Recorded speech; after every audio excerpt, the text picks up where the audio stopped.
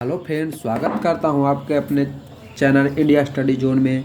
आज हम प्रतिशत बताने जा रहे हैं। ये हमारा पार्ट 4 है और हमने पिछले क्लास में बताया था परीक्षा पर आधारित प्रश्न, जिसमें परीक्षा में रहता था कि पास और फेल होने का। ठीक है, उसी प्रकार से हम क्वेश्चन को आगे लेकर आए हैं। ठीक है, देखिए हम क्वेश्चन आपको पढ़कर बता देते हैं। देखिए पहला मेरा क्वेश्चन है, पहला क्वेश्चन हमारा है, दो संख्याएं तीसरी संख्या से क्रमशः 20 एवं 25% अधिक है।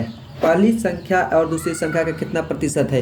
यहाँ पर प्रतिशत लगा हुआ, यहाँ प्रतिशत लगा हुआ है। तो हम आपको बताया था कि प्रतिशत हमेशा 100 होता है, प्रतिशत हमेशा 100 होता है। ठीक है, तो यहाँ पर हम एक्स वाई जेड ABC भी लिख सकते हैं या XYZ भी लिख सकते हैं। ठीक है, तो ये हमारा दिया हुआ है। ठीक है, 100 मतलब 20%, तो 20 का मतलब आपको तो पता होगा कि 120। ठीक है, यहाँ पर देखिए 25 है तो 125 लिखेंगे और जेड हमको पता नहीं है, तो प्रतिशत हमेशा 100 होता है। ठीक है, तो ये देखिए पहली मतलब पहली बटा दूसरी, पहली बटा दूसरी और गुना तीसरा।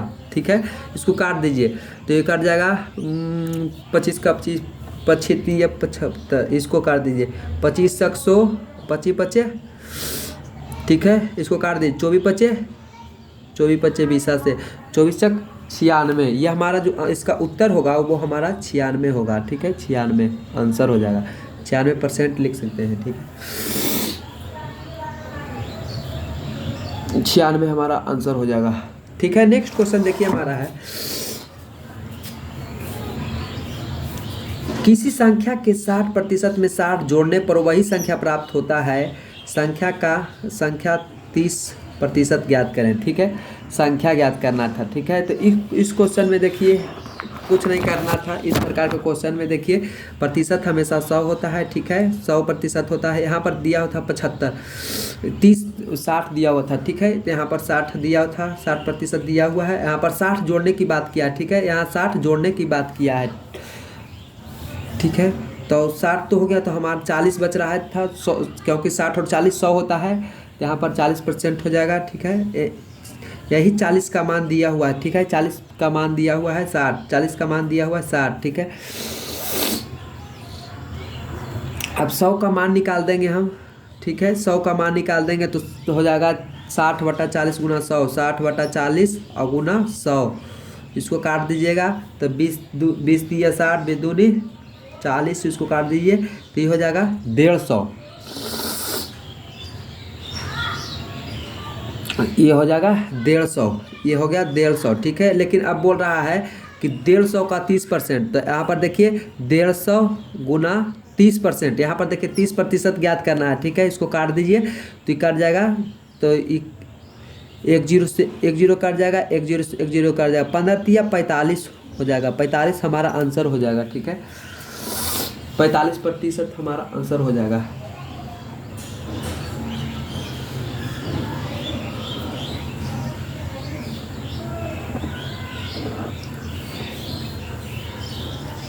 देखिए नेक्स्ट क्वेश्चन हमारा दिया हुआ है, किसी संख्या में 75 में जोड़ने 75% में 75 जोड़ने पर वही संख्या प्राप्त होता है। ठीक है, तो यह हमारा टोटल 100 हो गया। ठीक है, 75% दिया हुआ है, ये भी 75 जोड़ने की बात किया है, तो ये हमारा 75 मतलब 25, यही 25 का मान हो जाएगा 75, यही 25 का मान हो जाएगा 75, 25 का मान हो जाएगा 75, 25% है यहाँ पर, तो 25% का। तो अब 100 का मान निकाल देंगे, तो 100 का मान निकाल देंगे तो 75/25 और गुना 100, इसको काट दीजिए 25 तक 100, अब गुना कर दीजिएगा तो हो जाएगा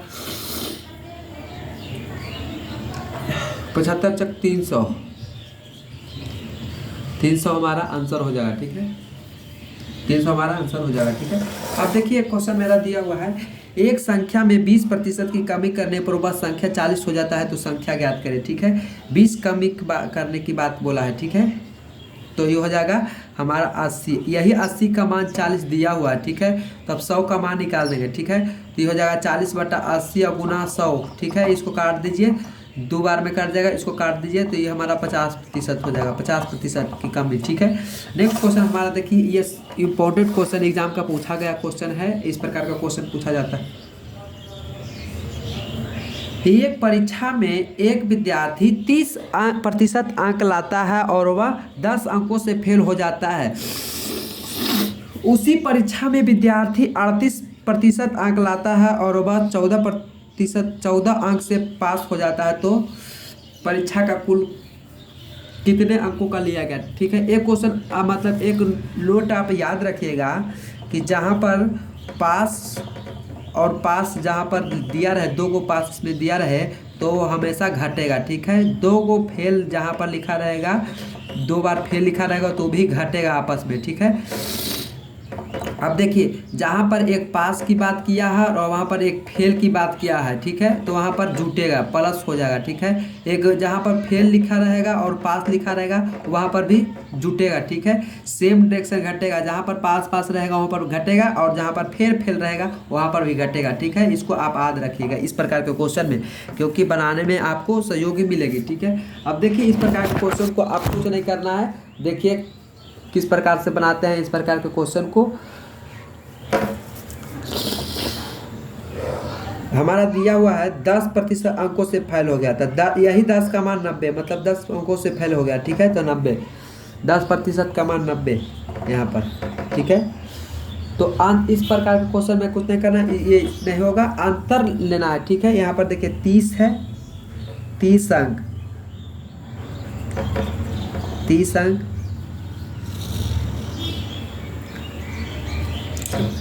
सॉरी माफ कीजिएगा, 30% का मान 10 अंकों से फेल हो जाता है। ठीक है, अंकों से फेल हो जाता है, यहाँ पर फेल लिख देंगे। और फिर 38 है तो ये 38% हो जाए। 38 का मान दिया हुआ है, 14 अंक से पास हो गया। ठीक है, 14 अंक से पास हो गया। ठीक है, इस कंडीशन में आपको क्या करना है, यहाँ पर फेल है, यहाँ पर पास है, तो इसको जोड़ दीजिएगा, इसको डिफरेंस निकाल लीजिएगा। तो 30 और 38 का डिफरेंस 8 का अंतर हो गया। ठीक है, और इसको 10 और 14, ठीक है, 10 और 14 का अंतर लेंगे, मतलब अंतर नहीं लेना है, पर जोड़ना है, क्योंकि पास और फेल है, तो हमारा 24 हो जाएगा। तो यही 8 का मान 24।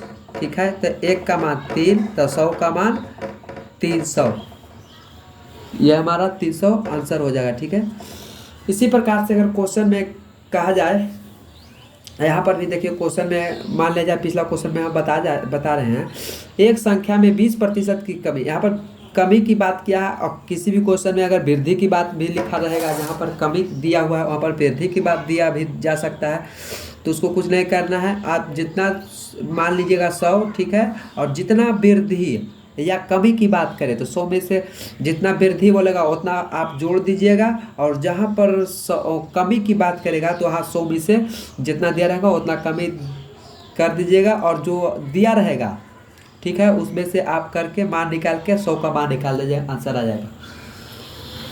अब एक क्वेश्चन हम और आपको पास और फेल का क्वेश्चन हम बता देते हैं इसी वीडियो में, और यह टॉपिक हम खत्म कर देंगे।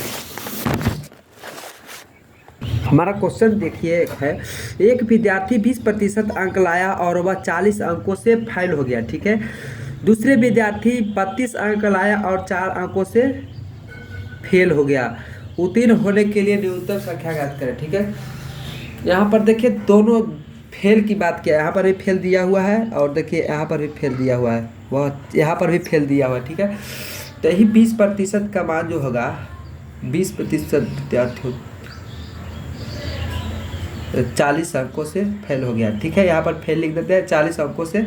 यहाँ पर देखिए 32 है और 32%, यहाँ पर देखिए अंक है 4 अंकों से फेल हो गया। ठीक है, फाइल यहाँ पर लिख देते हैं, अंक भी लिख देते हैं, क्यों अंक है। ठीक है, इस कंडीशन में आपको क्या करना है, तो 32 और इसका अंतर ले लेना है। ठीक है, 32 और 20 का अंतर ये 12 हो जाएगा, और इसमें से देखिए घटा दीजिएगा, क्योंकि दोनों फेल की बात हुआ है, दोनों फेल या दोनों पास रहेगा तो इस कंडीशन में घटा दीजिएगा। एक पास और एक फेल रहेगा वहाँ पर आप जोड़ दीजिएगा, एक फेल और एक पास रहेगा वहाँ पर भी जोड़ दीजिएगा, तो ये हमारा 36 हो जाएगा। ठीक है, 1 का मान 36, ठीक है, 1 का मान 3, तो 100 का मान 300, ये हमारा आंसर हो जाएगा। ठीक है, इस प्रकार से हमने आपको इस टॉपिक का हमने क्वेश्चन बताया। ठीक है, और इस प्रकार के क्वेश्चन में आप देखिए ये 300 हमारा आंसर नहीं होगा, ये जो 300 हमारा लाए हैं ये आंसर अभी नहीं होगा, क्योंकि यहाँ पर 20% निकाला था, 20% अंकों का निकाला था। ठीक है, तो ये देखिए 36/12 गुना 100 तो ला दिए थे। तो अब देखिए 300 का निकालिए, 300 लाएँ, 300 का 20% निकालिए, 20% गुना 100।